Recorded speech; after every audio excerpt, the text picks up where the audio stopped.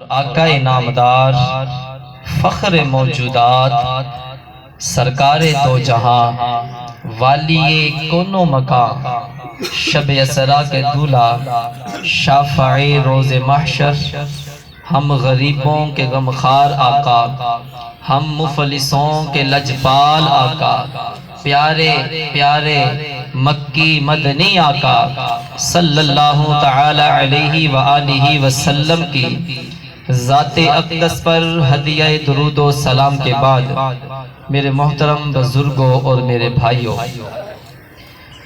ہم سب یہاں پر بھائی ڈاکٹر محمد انور صاحب اور ان کے دیگر برادران، ان کے والدین اور بھائی محمد انور کی بیٹی ان کے اصالِ ثواب کی محفل میں موجود ہیں۔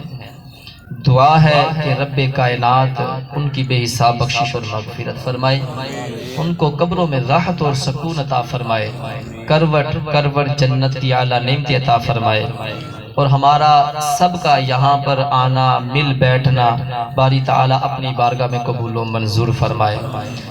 مجھے سب سے پہلے حضرت علامہ مولانا حافظ محمد مرسلین صاحب نے حکم کیا اس پروگرام کے حوالے سے، پہلے پچھلے جمعہ کا یہ پروگرام تھا، موسم کی خرابی کی وجہ سے سجدہ نہیں کرنا، نوافل پڑھ سکتے ہیں سائیڈ پر کھڑے ہو کر، قبر کے بالکل سامنے نہیں۔ دیکھنے والا سوچے گا یہ قرآن سجدہ کر رہا ہے، یہ مزار کو کر رہا ہے، قبر کو کرو، یہ شرک ہے۔ کوئی بھی اللہ کے علاوہ کسی کے سامنے سجدہ کرتا ہے وہ شرک کرتا ہے، اور شرک بہت بڑا ظلم ہے۔ ان الشرک لظلم عظیم، کہ شرک جو ہے بے شک بہت بڑا ظلم ہے۔ ہم خود اپنے اوپر زیادتی کرتے ہیں، اور مسئلے کے حق کا اہل سنت کا یہ آپ کو سامنے ایک ادنا سا غلام آپ کے سامنے بیٹھا ہے کہ ہمارا جو عقیدہ ہے، جو حقیقت یہی ہے کہ سجدہ اس رب کے سامنے ہم کرتے ہیں۔ اگر کوئی بھی بندہ جا کر کوئی جاہل جا کر وہاں پر جا کر وہ سجدہ شروع کر دیتا ہے تو اس میں مسئلے کے اہل سنت کا کیا قصور ہے؟ اور میں یہاں پر بیٹھ کے یہ کہہ سکتا ہوں آپ کو کہ اس بندے کا مسئلہ کی حق کا اہل سنت کے ساتھ کوئی لنک نہیں ہے۔ بعض لوگ ہوتے ہیں وہ جاتے ہیں خود ڈرامے کرتے ہیں اور مسئلہ کو بدنام کر رہے ہوتے ہیں، اس لیے سجدہ صرف رب کی ذات کو کرنا ہے۔ اللہ فرماتا ہے کہ تم نے میری عبادت کرنی ہے، وَمَا خَلَقْتُ الْجِنَّ وَالْإِنسَ إِلَّا لِيَعْبُدُونِ۔ اللہ فرماتا ہے کہ ہم نے جن اور انس کو محض اس لیے پیدا فرمایا ہے کہ وہ ہماری عبادت کریں۔ ایک اور مقام پر رب کائنات نے فرمایا الذی خلق الموت والحیات لیبلوکم ایکم احسن عملا، کہ ہم نے موت اور حیات کو اس لیے بنایا، اس لیے اس کی تخلیق کی تاکہ ہم دیکھ سکیں، جانچ سکیں کون سب سے زیادہ ایکم احسن عملا، اچھے عمل کرتا ہے۔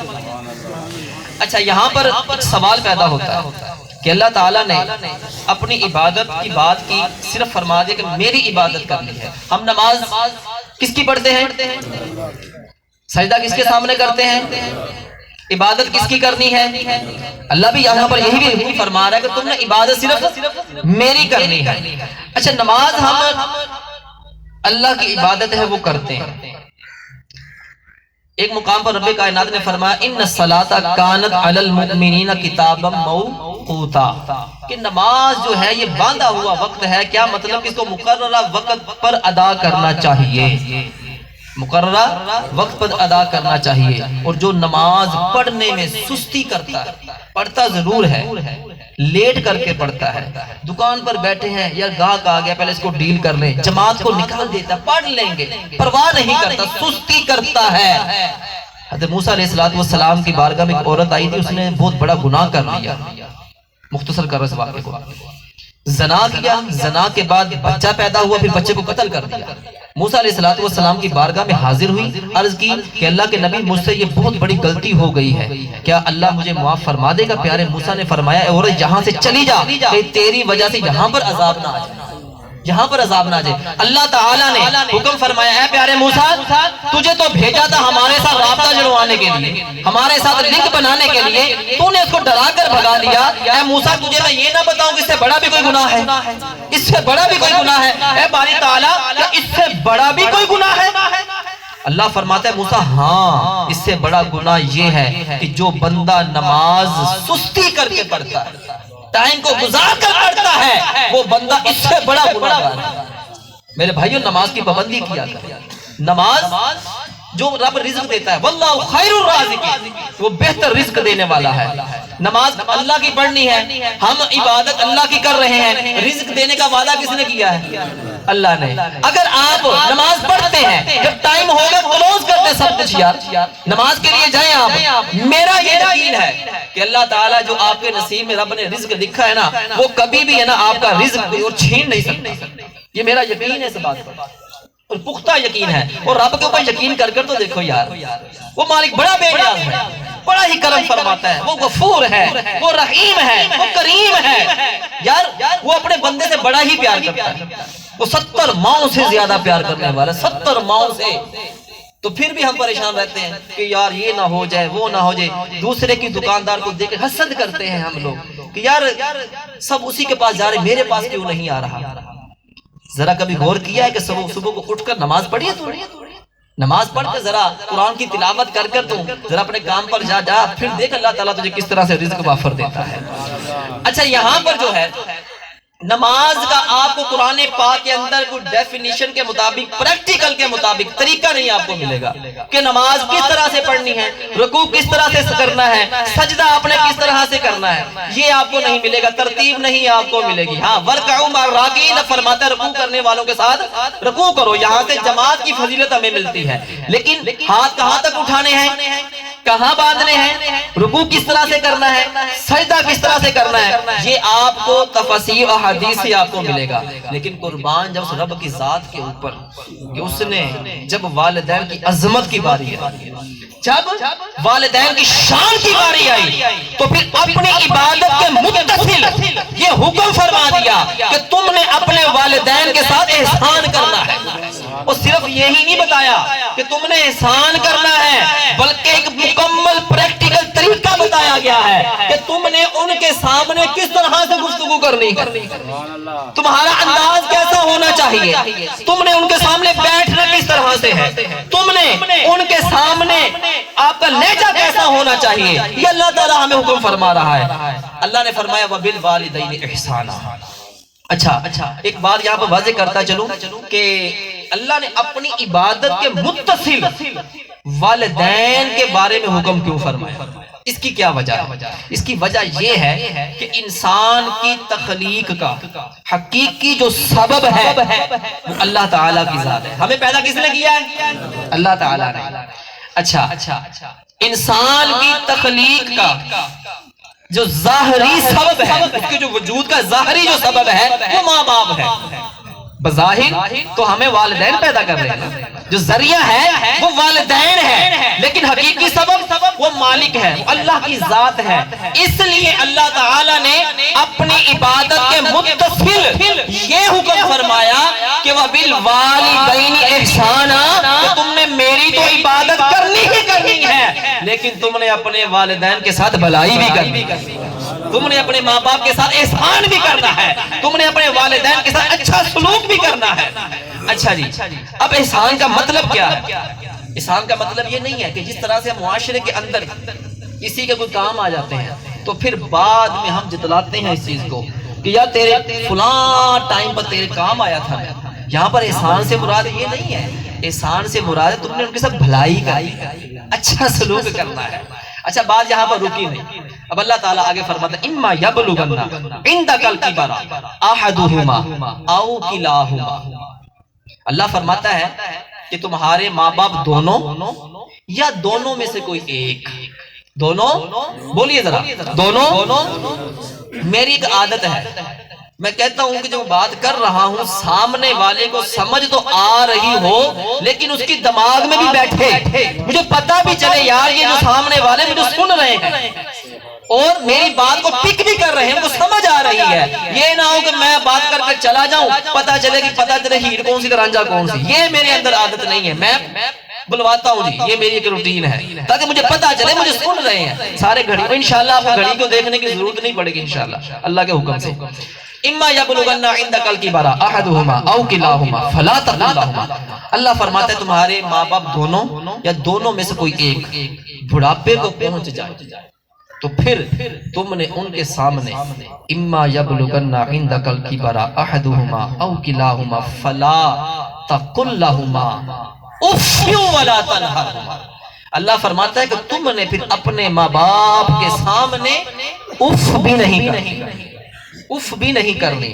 مفسرین کرام نے، علماء کرام نے اف کی جو ڈیفینیشن ہے اس کا مطلب کیا ہے سمجھانے کے لیے آپ کو ایک اشارہ دے کر چلوں گا۔ بزرگ بیٹھے ہیں، نوجوان بیٹھے ہیں، اللہ تعالیٰ سب کی اولادوں کو اپنے ماں باپ کا فرما بردار بنائے۔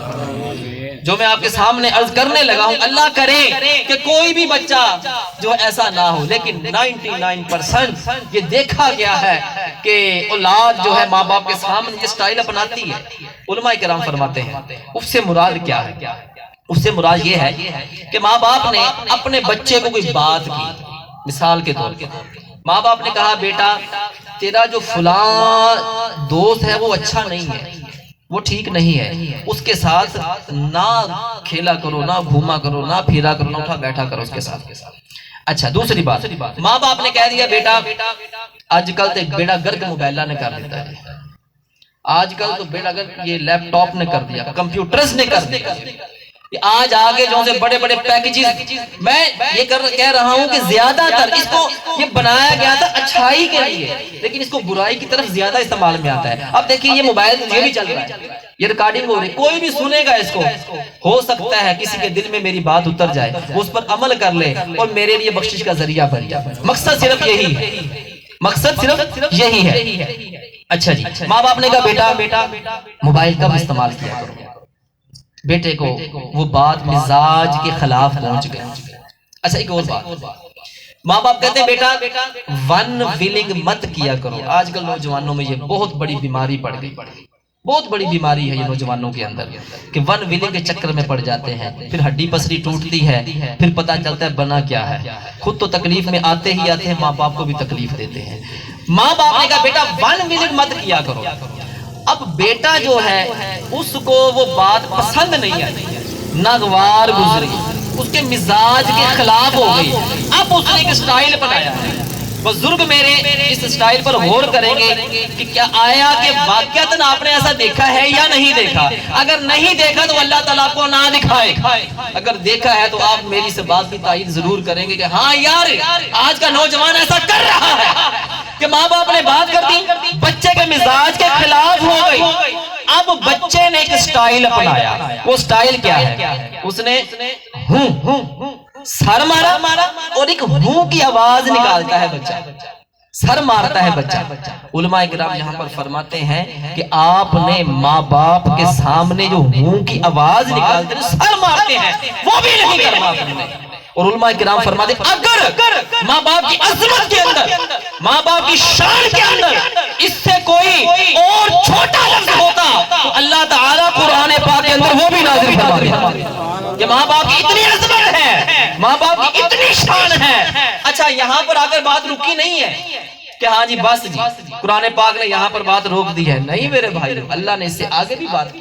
اے مالک تو نے یہ تو فرما دیا کہ تم نے اپنے ماں باپ کے سامنے اف نہیں کرنی، ان کے سامنے ہو نہیں کرنا، مالک تو ہی حکم فرما دے کہ ہم نے اپنے ماں باپ کے ساتھ کس طرح سے بات کرنی ہے، کس طرح سے ان کے سامنے پیش آنا ہے، ہمارا لہجہ کیسا ہونا چاہیے۔ رب فرماتا ہے وَلَا تَنْهَرْهُمَا وَقُلْ لَهُمَا قَوْلًا كَرِيمًا، کہ تم نے اپنے ماں باپ کے ساتھ جب بات کرنی ہے نا تو تمہارا لہجہ نرم ہونا چاہیے، تمہارے منہ سے پھول جھڑنے چاہیے، جو تمہارے منہ سے الفاظ نکل رہے ہیں وہ پھولوں کی مانند ہونے چاہیے۔ تمہاری جو گفتگو ہے ایسے انداز سے کرنی ہے، اس طرح سے بات کرنی ہے، اس طرح سے بات کرنی ہے کہ تمہارے ماں باپ کے کلیجے کو ٹھنڈ پہنچ جائے، تمہارے ماں باپ کے دل کو سکون مل جائے کہ یار وہ دعا مانگے، رب کا شکر ادا کرے، اے مالک تیرا شکر ہے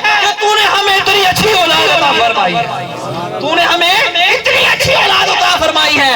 یہ نہ ہو کہ تم نے اپنے ماں باپ کو ناراض کیا ہو، تم نے اپنے ماں باپ کی گستاخیاں کی ہو، تم نے اپنے ماں باپ کی دل آزاری کی ہو اور ان کے دل سے یار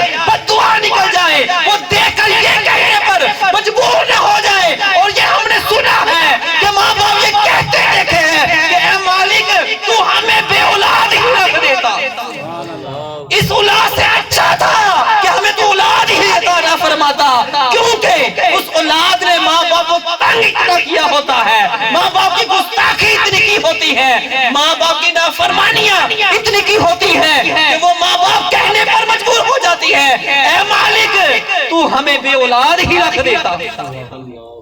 دیکھنا کس طرح سے ہے، دیکھنا کس طرح سے ہے۔ اللہ اکبر۔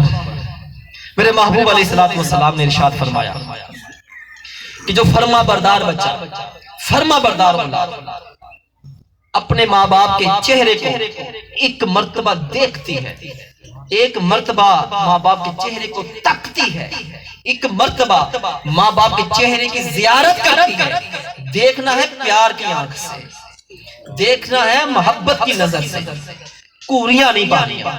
نوجوانوں، او میرے بھائیوں، او میرے یاروں، آنکھیں نکال کر نہیں دیکھنا ماں باپ کے سامنے، پیار سے دیکھنا ہے۔ جو فرما بردار اولاد اپنے ماں باپ کے چہرے کی دن میں ایک مرتبہ زیارت کرتی ہے، میرے محبوب علیہ السلام نے ارشاد فرمایا کہ اللہ تعالیٰ اس کو ایک حج مبرورہ کا ثواب عطا فرماتا ہے۔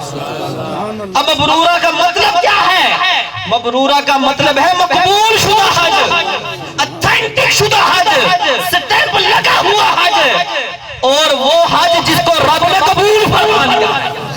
ہم لاکھوں روپیہ لگا کر جاتے ہیں، لمبا سفر کر کے جاتے ہیں، سفر کی تکالیف کو برداشت کرتے ہیں، بلکہ یوں کہیے عاشق تو یہ کہتا ہے کہ وہ سفر جو ہے اللہ تعالیٰ ہمیں بار بار نصیب فرمائے، بار بار نصیب فرمائے، لیکن سفر کی مشکلات کو طے کر کر جاتا ہے۔ پھر بھی ہم یہ کہتے پتہ نہیں اس رب نے ہمارا حج قبول کیا ہے یا نہیں، ہمارا عمرہ قبول کیا ہے یا نہیں کیا، لیکن اللہ کا محبوب فرماتا ہے اے نوجوان، اے میری محبوب کی امت، یہ سن لو، جو بندہ اپنے ماں باپ کی دن میں ایک مرتبہ زیارت کرتا ہے اللہ تعالیٰ اس کو مقبول حج کا ثواب عطا فرماتا ہے۔ ایک صحابی نے کھڑے ہو کر سوال کر دیا، قربان جاؤں صحابہ کی عظمت پر یاد کہ انہوں نے سوال کر کے یہ سوال ہمارے لیے کہ بعد میں آنے والوں ان سوالات کے اوپر غور کرنا ہے، تم نے ان کے اوپر عمل کرنا ہے۔ ہم تو اپنے ماں باپ کی فرما برداری کر ہی رہے ہیں، یہ سوال کرنے کا مقصد یہ ہے کہ اے میرے محبوب کی امت، اے بعد میں آنے والوں، کہ تم نے اپنے ماں باپ کی فرما برداری کس طرح سے کرنی ہے، تم نے خدمت کس طرح سے کرنی ہے۔ ایک یار کھڑا ہو گیا، اٹھ کر عرض کرتا ہے آقا کوئی زیادہ فرما بردار بچہ، زیادہ ہی شفقت فرمانے والا بچہ اپنے ماں باپ کے دن میں اگر 10 مرتبہ زیارت کرتا ہے تو پھر اللہ تعالیٰ کیا انعام عطا فرماتا ہے؟ میرے محبوب نے فرمایا کہ اللہ تعالیٰ اس کو 10 مقبول حجوں کا ثواب عطا فرمائے گا۔ 10 مقبول حجوں کا ثواب، پیسہ کوئی نہیں لگنا۔ ابھی یہ نہیں ہو رہا دوائی دارو لا کر دیتے ہیں، کھانا دیتے ہیں یا نہیں دیتے، یہ تو بات ہی نہیں ہو رہی، صرف پیار اور محبت سے دیکھنا ہے یار، پیسہ کوئی نہیں لگنا، پیسہ کوئی نہیں۔ ایک اور صاحب بھی کھڑا ہو گیا، آقا اگر کوئی زیادہ فرما بردار بچہ دن میں اگر 100 مرتبہ، سبحان اللہ، دن میں 100 مرتبہ اگر وہ زیارت کرتا ہے تو پھر اللہ تعالیٰ اس کو کیا انعام عطا فرمائے گا؟ میرے محبوب نے فرمایا اے میرے یار، رب کے خزانے میں کوئی کمی نہیں ہے، وہ ان اللہ علی کل شیء قدیر ہے، وہ ہر چاہ پر قادر ہے، اس کے خزانوں میں کوئی کمی نہیں ہے، اس کی رحمت میں کوئی کمی نہیں ہے۔ اللہ تعالیٰ اس بندے کو 100 مقبول حجوں کا ثواب عطا فرمانے پر قدرت رکھتا ہے، اس کے خزانے میں کوئی کمی تو نہیں ہے نا۔ اگر وہ 10 کا عطا فرما سکتا ہے مقبول حجوں کا ثواب، تو وہ 100 کا بھی عطا فرما سکتا ہے۔ او میرے نوجوانوں، او میرے بھائیوں، اور رزق کی تنگی کی وجہ سے پریشان رہنے والوں، ہم لوگ صبح سے لے کر شام تک ہمیں ایک ہی بات ہوتی ہے کہ یار بڑا ہی کماتے ہیں پر پتہ نہیں کہاں جاتا ہے۔ پھر ہم کیا کرتے ہیں؟ میں پیروں کا مخالف نہیں، الحمدللہ میں نسبت والا ہوں، اللہ کا شکر ہے الحمدللہ، لیکن ایک بات ذہن میں رکھنا، میرے محبوب نے یہ فرمایا کہ ماں کے قدموں کے نیچے جنت ہے، پیر کے قدم کے نیچے جنت نہیں ہے، یہ بات ذہن میں رکھنا۔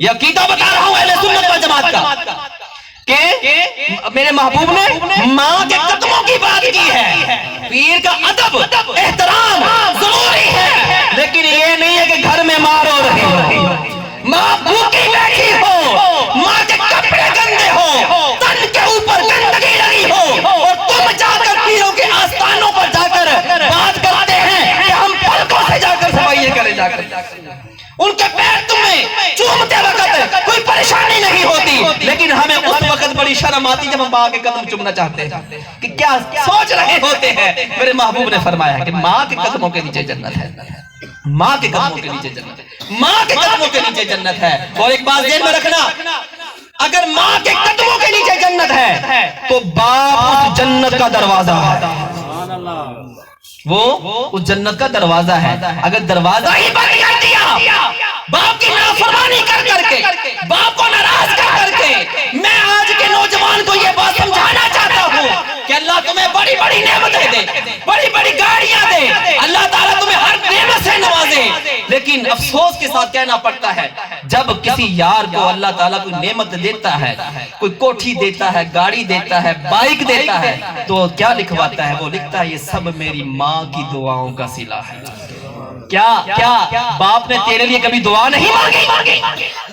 کیا وہ باپ جو سارا سارا دن تیرے لیے سر کے اوپر تگاری اٹھا کر جاتا ہے, وہ باپ جو دھوپ میں کھڑے ہو کر سخت گرمی کے اندر دیگوں کے پاس کھڑا ہوتا ہے, وہ باپ 6 منزلہ بلڈنگ کے اوپر اپنے کندھوں کے اوپر اینٹیں اٹھا کر لے کر جاتا ہے, وہ باپ, سارے باپ وہ نہیں ہوتے جو کرسی کے اوپر لات پہ لات رکھ کر بیٹھتے ہیں جا کر, سارے باپ ایسے نہیں ہوتے. وہ باپ بھی ہوتے ہیں جو مالک کی ڈانٹ بھی کھاتے ہیں, ان کی باتوں کو برداشت کرتے ہیں. یار اس نے تو شام کو آ کر ایک روٹی کھانی ہے, کیا وہ ہزاروں روپیہ کماتا ہے, دیہڑی لگاتا ہے, اس کی روٹی تو 50 روپے میں پوری ہو جاتی ہے. دوپہر کو مزدور جب مالک کو کہتا ہے 50 روپے دے دو میں نے روٹی کھانی ہے, میں نے کھانا کھانے جانا ہے, یار میں نے ایسے مزدور بھی دیکھے ہیں وہ 50 لیتے ہیں جیب میں ڈال لیتے ہیں کہ شام کو میرے بچوں کے کام آئیں گے. اب وہ بچہ, وہ بیٹا اب لکھوا دے گاڑی کے اوپر یہ سب میری ماں کی دعاؤں کا صلہ ہے, کیا باپ کے دل کو تکلیف نہیں پہنچے گی؟ ہم کہتے ہیں کہ ماں کو بچہ اگر گھر میں نہ آئے تو باپ کو نیند نہیں آتی. ارے میں کہتا ہوں نیند باپ کو بھی نہیں آتی, باپ ذرا سخت ہوتا ہے لیکن کروٹ لے کر لیٹا ہوتا ہے, نیند اس کو بھی نہیں آ رہی ہوتی, نیند اس کو بھی نہیں آتی. اور ہم لوگ کہتے ہیں کہ ماں خود سردیوں کا سخت موسم ہوتا ہے خود گیلی جگہ پر سوتی ہے, بچے کو خشک جگہ پر سلا دیتی ہے. کبھی اس بات پر غور کیا ہے کہ وہ جو بستر جس کے اوپر تو لیٹ رہا ہے, جس کے اوپر تیری ماں لیٹتی ہے, جس کے اوپر تو لیٹتا ہے, اس بستر کے لیے لانے کے لیے تیرے باپ نے کتنی تکلیفیں برداشت کی ہوگی. وہ نوجوان کیا کرتا ہے کہ بس یہ میری ماں کی دعاؤں کا صلہ ہے. او میرے بھائیوں, او میرے یاروں, یہ باپ کے ساتھ زیادتی مت کیا کرو. اللہ تعالیٰ آپ کو ہر نعمت سے نوازے, ہر خوشی دے. جب بھی اللہ تعالیٰ تمہیں اس نعمت سے نوازے تو اس کے اوپر لکھوایا کرو کہ یہ سب میرے والدین کی دعاؤں کا صلہ ہے, والدین کی دعاؤں کا صلہ ہے. میرے بھائیوں, اپنے ماں باپ کی قدر کیا کرو, یہ بڑے ہی انمول تحفے ہیں. یہ ان سے پوچھو جن سے یہ رشتے جدا ہو گئے, جن کسے چلے گئے. جب ماں دنیا سے چلی جاتی ہے نا تو اللہ نے تو پیارے موسیٰ کو وارننگ دے دی تھی. پیارے موسیٰ علیہ السلام کلیم اللہ, اللہ سے ہم کلام ہونے والے, آپ کوہ طور پر جاتے ہیں ہم کلام ہونے کے لیے. جب کلام شروع کرنا لگتے ہیں تو رب فرماتا ہے موسیٰ ذرا دھیان سے بات کر, ذرا آج خیال سے بات کرنا. پیارے موسیٰ نے فرمایا اے اللہ, اے باری تعالیٰ, پہلے بھی میں تجھے کلام کرتا تھا, کبھی بھی ایسی وارننگ نہیں آئی, آج کیا ہو گیا ہے؟ اللہ فرماتا ہے اے میرے موسیٰ, ہاں تو پہلے بھی آتا تھا مجھ سے کلام کرنے کے لیے, لیکن جب تو پہلے مجھ سے کلام کرنے کے لیے آتا تھا پیچھے سے تیری ماں تیرے لیے دعا کے لیے ہاتھ اٹھا دیتی تھی. وہ کیا دعا مانگتی تھی؟ اے باری تعالیٰ میرا موسیٰ ذرا جلالی ہے, اگر بات کرنے میں کوئی کمی پیشی ہو جائے تو اے مالک درگزر فرما دینا. اے موسیٰ, اب وہ جو دعاؤں کے لیے ہاتھ اٹھاتے تھے وہ تیرے پیچھے نہیں ہے, تیری ماں میرے پاس آ گئی ہے, اس لیے ذرا دھیان سے بات. یا تمہیں کیا پتا کہ ہم لوگ باہر جاتے ہیں, ماں باپ ہمارے لیے دل ہی دل میں کتنی دعائیں مانگتے ہیں, کتنی ہمارے لیے دعائیں مانگتے ہیں, ہمیں کتنی پریشانیاں راستے میں لاحق آتی ہیں. آپ اکثر دیکھتے ہوں گے کہ سامنے سے گاڑی لگنے لگتی ہے لیکن ہم بچ جاتے ہیں. یہ ماں کی دعائیں ہوتی ہیں. یہ والدین کی دعا ہوتی ہے، یہ باپ کی دعا پیچھے ہوتی ہے کہ میرا بچہ جا رہا ہے، اے مالک اپنی حفظ و امان میں رکھنا۔ وہ ماں باپ دعائیں مانگتے ہیں۔ میرے بھائیوں، باپ ایسا انمول تحفہ ہے، ایسا انمول تحفہ ہے، اور باپ ایسا پھول ہے کہ زندگی میں ایک مرتبہ اس کی خوشبو نصیب ہوتی ہے۔ ماں ایسی کلی ہے کہ زندگی میں ایک مرتبہ خوشبو دیتی ہے، دوبارہ تمہیں وہ خوشبو نصیب نہیں ہوگی۔ دنیا میں زندگی کے اندر ہر رشتہ تمہیں دوبارہ مل سکتا ہے، لیکن اگر نہیں مل سکتا تو ماں باپ والا رشتہ نہیں ملے گا، ماں باپ والا رشتہ نہیں ملے گا۔ میں نے بات کی تھی کہ اے میرے یارو، رزق کی تنگی کی باتیں کرنے والے جو سوچتے ہیں کہ رزق کی وجہ سے پریشان رہتے ہیں، آج ان کو ایک وظیفہ دینے لگا۔ وظیفہ میرے محبوب نے فرمایا کہ جو بندہ چاہتا ہے کہ اس کے رزق کے اندر برکت آئے، اس کے رزق میں برکت ہو جائے، وافر رزق ہو جائے، حلال رزق اس کے پاس زیادہ سے زیادہ آئے، تو میرے محبوب نے فرمایا کہ وہ بندہ اپنے ماں باپ کی دل کھول کر خدمت کرنا شروع کر دے۔ یہ میرا تجربہ ہے الحمدللہ، یہ میں نے آزمایا بھی ہوا۔ میں 1000 لگاتا ہوں، رب مجھے اگلے دن 2000 دے دیتا ہے، یقین مان لیجیے، میں اپنا بتا رہا ہوں، یہ خود کی آزمائی بات ہے۔ ذرا کر تو دیکھو یار، ماں باپ کی دعاؤں سے بڑا کچھ ملتا ہے۔ اور میرے محترم علامہ حافظ مرسلی صاحب نے نعت پڑھتے ہوئے ایک بات کی تھی درود و سلام کے حوالے سے گھر میں۔ یہ حدیث پاک ایک بات ذہن میں رکھنا، میرے محبوب علیہ السلام نے فرمایا کہ جب تم گھر میں جاتے ہوئے یا آتے ہوئے السلام علیکم ورحمت اللہ وبرکاتہ کہا کرو، جب یہ کہہ لیا اس کے بعد سورۃ الاخلاص قل هو اللہ احد یہ والی سورت پوری پڑھ لیا کرو، کبھی بھی اس گھر کے اندر فاقہ نہیں آئے گا، فاقہ نہیں آئے گا۔ پھر آگے کیا فرمایا میرے محبوب نے کہ اگر گھر میں کوئی بھی نہیں ہے تو پھر کیا کرنا ہے؟ پھر آپ نے آقا علیہ السلام کی ذات اقدس پر درود و سلام پڑھنا، پھر اس کے بعد سورت کو پڑھ لینا، تمہارے گھر کے اندر کبھی بھی فاقہ نہیں آئے گا۔ اور میرے بھائیوں، آخر میں بیٹی بڑا ہی پیارا تحفہ ہے، یہ رب کا بڑا ہی پیارا تحفہ ہے۔ میرے محبوب نے بیٹی کی شان کو بڑا بیان کیا ہے، میرے محبوب نے بیٹی سے پیار کر کے ہمیں بتایا ہے کہ مجھے یہ بھی پتا ہے کہ میرے انور بھائی کی بیٹی ایکسیڈنٹ میں فوت ہوئی تھی، رکشے میں جا رہی تھی، تو وہ بچی سکول جا رہی تھی، اس وقت اس کی ڈیتھ ہوئی تھی، اس بچی کی ایکسیڈنٹ کی وجہ سے۔ مجھے یہ پتا ہے اس بات کا، اور میں اس تکلیف کو سمجھ سکتا ہوں کہ ان کے لیے کتنا تکلیف کا باعث مسئلہ یہ کہ ہر وقت یہ یاد آتی ہے یار، حادثاتی موت جو ہوتی ہے کبھی بھی نہیں بھولتی، یہ ذہن میں رہتی ہے۔ بیٹی ایسا پیارا تحفہ ہے میرے محبوب علیہ السلام، جب آپ بی بی فاطمہ الزہرا رضی اللہ تعالی عنہ کے گھر تشریف لے جاتے تھے نا، اللہ اکبر، تو میرے محبوب علیہ السلام جو تشریف لے جاتے تھے تو بی بی فاطمہ الزہرا اپنے والد محترم آقا دو جہاں صلی اللہ علیہ وسلم کا اٹھ کر استقبال فرماتی تھی۔ پھر بی بی فاطمہ الزہرا رضی اللہ تعالی عنہا جب آپ آقا کے پاس تشریف لاتی تھی تو میرے محبوب علیہ السلام اپنی بیٹی کا اٹھ کر استقبال فرماتے تھے، اپنی بیٹی کے لیے کمری والی چادر بچھا دیتے تھے کہ اے بیٹی یہاں پر بیٹھ، تاکہ بعد میں آنے والوں کو پتہ چل جائے زمانہ جاہلیت کے اندر بیٹیوں کو زندہ درگور کر دیا جاتا تھا، کہ بعد میں آنے والوں کو پتہ چل جائے کہ بیٹی رحمت ہے رب۔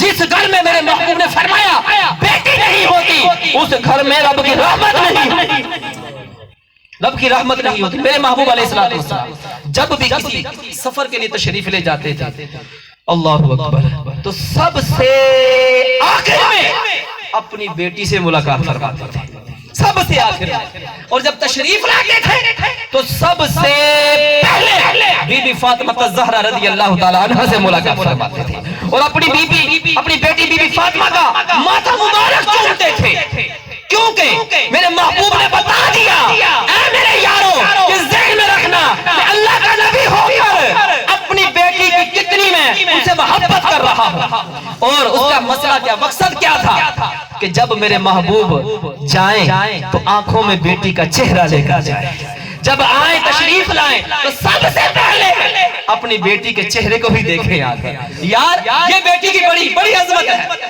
کچھ لوگ ہوتے ہیں جو بیٹیوں سے بڑے پریشان ہو جاتے ہیں، بڑے پریشان ہوتے ہیں، سوچتے ہیں اس کو تو دینا پڑے گا، دینا پڑے گا. یہ میں بتا دوں کہ جتنا پیار بیٹیاں اپنے ماں باپ سے کرتی ہیں بیٹا کرتا ہی نہیں. یقین مانیں بیٹیاں کرتے ہی نہیں. ایک سمجھانے کے لیے ایک دنیاوی مثال دینے لگا, وہ حقیقت بتا رہا ہوں, حقیقت بتا رہا. بیٹی کی بات چل رہی ہے, موٹر وے کے اوپر ایک بزرگ بوڑھا نوجوان رات کا وقت کھڑا ہے, نہ اس کے پاس کوئی موبائل ہے, کچھ بھی نہیں ہے. موٹر وے والے جو ان سے تھے پولیس والے وہ رکے, اللہ اکبر, ان سے پوچھا کہ بابا جی آپ خیری یہاں سے کھڑے ہیں؟ کہتے گاڑی نے مجھے لیٹ کر کے یہاں پر اتار دیا, مجھے راستے کا نہیں پتا, تو میں گھر کیسے جاؤں, میں گھر کیسے جاؤں. اس نے کہا کہ بابا جی آپ کے پاس کسی بیٹے کا نمبر ہے؟ اس نے جی میرے بیٹے کا نمبر ہے. رات کا 2-2:30 بجے کا ٹائم تھا, سردیوں کا موسم. اس پولیس والے نے جب فون کیا نا, فون کیا بیٹے کو, تو اس نے کہا اپنے باپ سے بات کرو. اب وہ بیٹا کیا کہہ رہا ہے کہ ابا ذرا چھیتی نکل پینا سی, سردیاں دا موسم, اتھے کتھے بہ جا, صبح آ کے تینوں لے جا, صبح آ کے تینوں میں لے جا. باپ, اب وہی باپ جان سکتا تو کتنی تکلیف پہنچی ہوگی. وہ ٹریفک پولیس والے کی آنکھوں سے آنسو جاری ہو گئے. پھر اس نے پوچھا کیا تمہارے پاس اپنی بیٹی کا نمبر ہے؟ ہائے ہائے, اپنی بیٹی کا نمبر ہے؟ اس نے کہا ہاں یار, وہ بھی قریب ہی کسی گاؤں میں رہتی ہے, تو میں جو ہے اس کے پاس چلا جاؤں گا, تو اس کو کال کر دو. اس پولیس والے نے بیٹی کے پاس کال کی, اپنے اس کے باپ سے بات کروائی. اس نے کہا بیٹا مجھے گاڑی والے نے غلط جگہ پر اتار دیا ہے, مجھے راستے کا نہیں پتا, ایسا کرو مجھے لے جاؤ. یار اس بیٹی نے اپنے شوہر کی کتنی منت کی ہوگی یار. اس نے ہو سکتا ہے یار کہ وہ فرما بردار جوائی ہو, داماد ہو, یہ بھی ہو سکتا ہے کہ یار وہ احترام نہ کرنے والا ہو. یار بڑے بڑے داماد دیکھے ہیں میں نے کہ جو سسر کو, یار یہ جو سسرال ہوتا ہے نا, جو ساس سسر ہوتے ہیں, یہ بھی ماں باپ کی جگہ پر ہوتے ہیں, ماں باپ کی جگہ پر ہوتے ہیں. کتنی منتیں کی ہوگی اس نے اپنے شوہر. اس نے منتیں کر کے اس بیٹی نے اپنے شوہر کو ساتھ لے کر باپ کو لینے کے لیے آ گئی. وہ بیٹا بستر میں لیٹا ہوا, پتہ نہیں اس کو کس طرح سے نیند آ گئی, لیکن وہ بیٹی تھی یار, وہ بیٹی تھی. اس نے کہا نا بابا میں تو تجھے ابھی ہی لینے آؤں. یہ بیٹیاں ہوتی ہیں یار, اور بیٹیوں کی قدر کیا کرو یار. بیٹیاں جو ہوتی ہیں گھر میں رحمت ہوتی ہے, یہ بڑی رحمت اس کی وجہ سے آتی ہے. میرے محبوب نے فرمایا کہ جس گھر میں بیٹی ہوتی ہے وہاں پر رحمت بھی آتی ہے, اور اللہ تعالیٰ خود اس کی مدد فرماتا ہے, اس کا بازو بن جاتا ہے. ہم سوچتے ہیں یار بڑا مال دینا پڑ جائے گا, بڑی خدمت کرنی پڑے گی, بڑے معاملات ہیں, لیکن تمہیں کیا پتا, ذرا تم سب کے تجربے ہوں گے اس بات پر. جب آپ بیٹی کی شادی کے دن رکھتے ہیں آپ کے پاس کچھ بھی نہیں ہوتا, لیکن جب جانے کا وقت ہوتا ہے تو اللہ تعالیٰ کو سب کچھ ساتھ کیا ہوتا ہے, اس کا نصیب کا بہت کچھ مل چکا ہوتا ہے. یہ اس رب کی رحمت ہوتی ہے. میرے بھائیوں, اپنے ماں باپ کی خدمت کرو, اپنے ماں باپ کی قدر کرو. جن کے چلے گئے ہیں ان کے لیے دعائیں مغفرت کیا کرو, اس حال ثواب کی محافل کو سجایا کرو, ان کے لیے دعائیں مغفرت, قبرستان میں جایا کرو. اور جمعے والے دن تو بڑی ہی فضیلت ہے, سنت ہے یہ جمعے والے دن جانا. اپنے ماں باپ کی مزارات پر جایا کرو, قبروں پر جایا کرو. ایک صحابی نے آ کر عرض کیا آقا میں نے ایک منت مانی تھی کہ اگر میری منت پوری ہو گئی تو میں جنت کی چوکھٹ کو بوسہ دوں گا. یہ دو روایتیں ہیں. ایک میں میرے محبوب نے جب پوچھا کہ اے میرے یار بتا تیرے ماں باپ زندہ ہیں, اور ایک میں پوچھا زندہ ہے یا نہیں ہے. اس نے عرض کی, اس ایک میں ہے کہ آقا علیہ السلام سے عرض کی کہ آقا زندہ ہے, اور دوسری روایت میں ہے کہ وہ دنیا سے رخصت ہو گئے. ہم ذرا رخصت والی لے لیتے ہیں, آقا میرے ماں باپ دنیا سے رخصت ہو چکے ہیں. تو میرے محبوب نے فرمایا جا باپ کے سرہانے والی سائر سے, سبحان اللہ, باپ کے سرہانے والی سائر سے اور ماں کی قدموں والی سائر سے چوم لے, اللہ تعالیٰ تیری منت کو پورا فرما دے گا, منت کو پورا فرما دے گا. یار یہ جب جاتے ہیں جب بھی ہمارے لیے بڑی ہی رحمت ہوتی ہے. جایا کرو, دعائیں مغفرت کیا کرو ان کے لیے جن کے ناراض ہیں. آپ نے سوچیں کہ کیا میرے ماں باپ ہم سے ناراض تو نہیں گئے. یہ حدیث پاک بیان کرنے لگا ہوں آپ کے سامنے. اب حقوق العباد کا مسئلہ یہ ہے کہ جب تک جس کے ساتھ تم نے زیادتی کی ہو اس سے معافی نہیں مانگیں گے تو اللہ بھی معاف نہیں فرماتا, اللہ بھی معاف نہیں فرماتا. اب ماں باپ آپ کو پتا کہ ناراض تھے, میں نے کبھی خدمت نہیں کی, تو اب کیا کرو, تو پھر کیا کرو, روزانہ اپنے ماں باپ کی قبر پر جایا کرو, وہاں پر جا کر دعائیں مغفرت کیا کرو ان کے لیے. اللہ تعالیٰ جو ہے اس وجہ سے آپ کے سارے گناہوں کو معاف فرما دے گا. اللہ کی بارگاہ سے دعا ہے کہ رب کائنات ہمیں عمل کی توفیق عطا فرمائے وآخر دعوایا ان الحمدللہ رب العالمین.